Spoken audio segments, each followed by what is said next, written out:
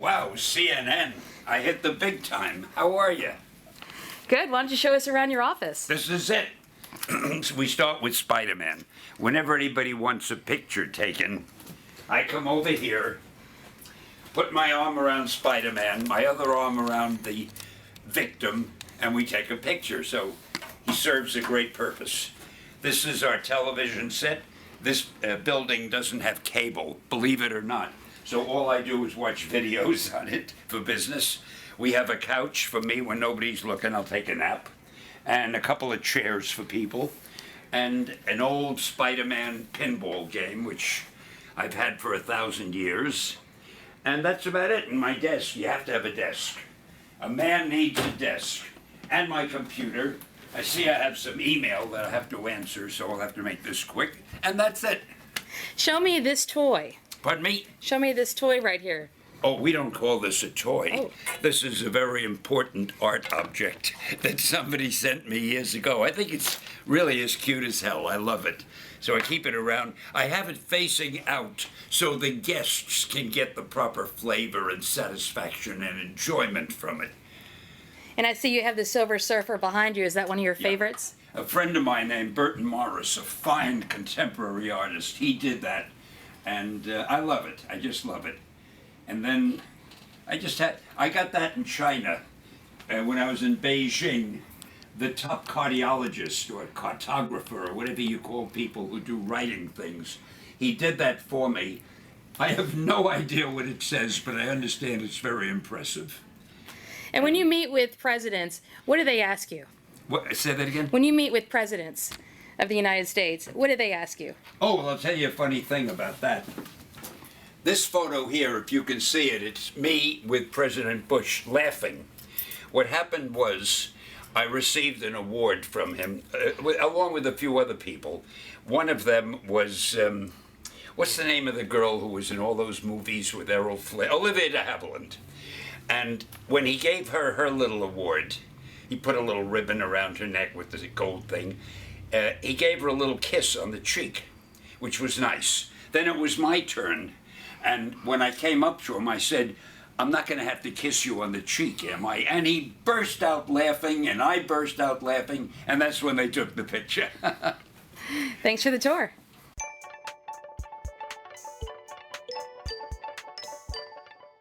This is CNN reporter Chris Morrow behind the camera with one of America's most prolific storytellers, Stan Lee. Hello. Hello there. I like that introduction.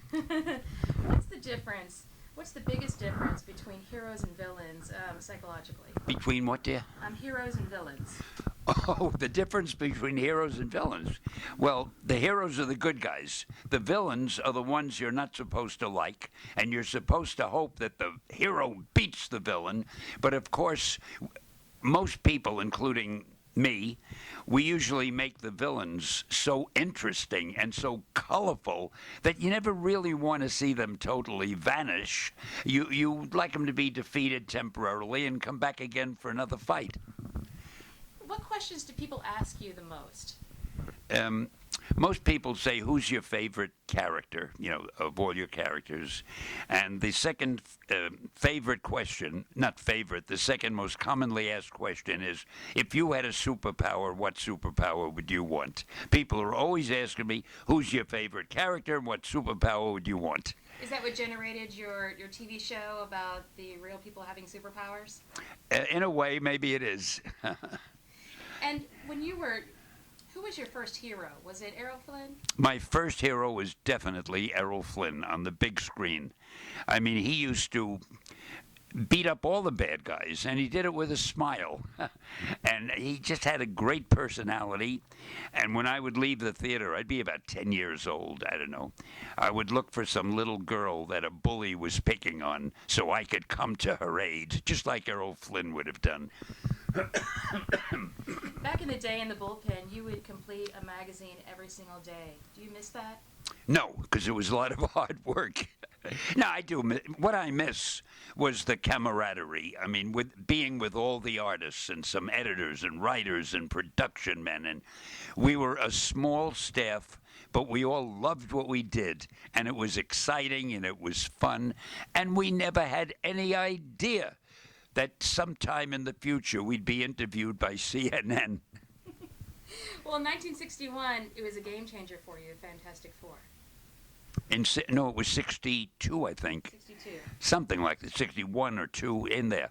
Yeah, the Fantastic Four was the first group of heroes we did where I wanted to do them in a different way. I wanted their personal lives to be as important as their superhero lives. I wanted their relationships to be important. I wanted to treat it like a situation, a sitcom, rather than just a comic book series. And luckily, it seems to have caught on. Can you talk a little bit about your writing process, about how you start your process and what motivates you to finish it?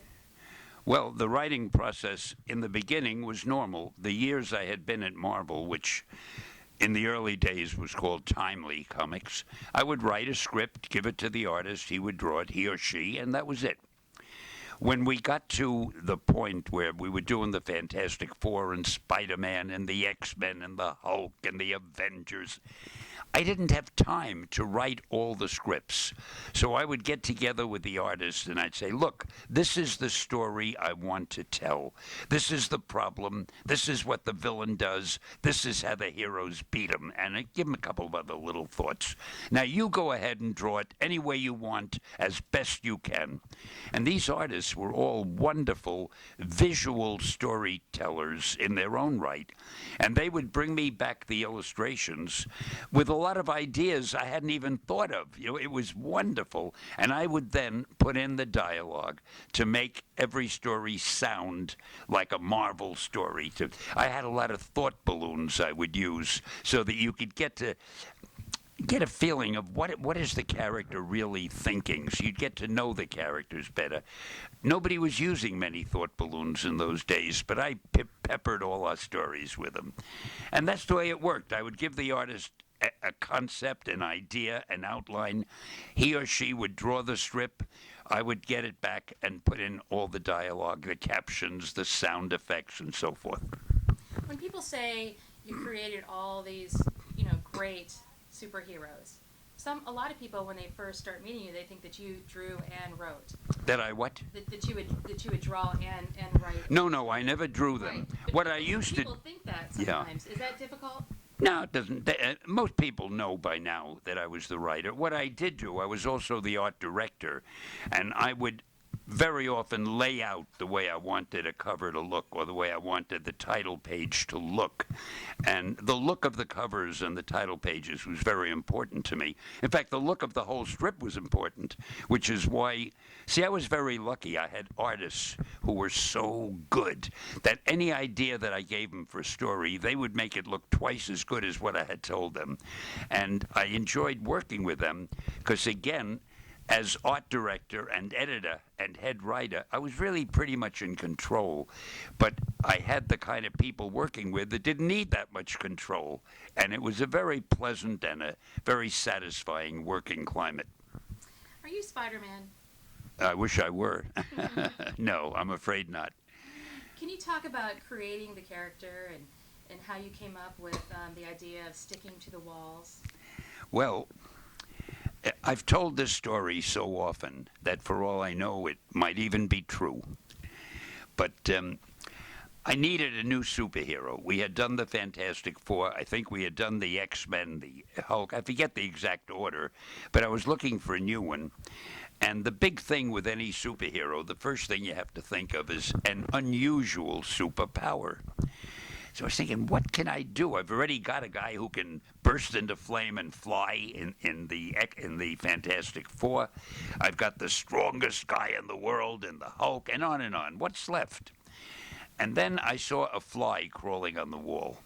And I said, wow, what if a character could crawl on walls like an insect?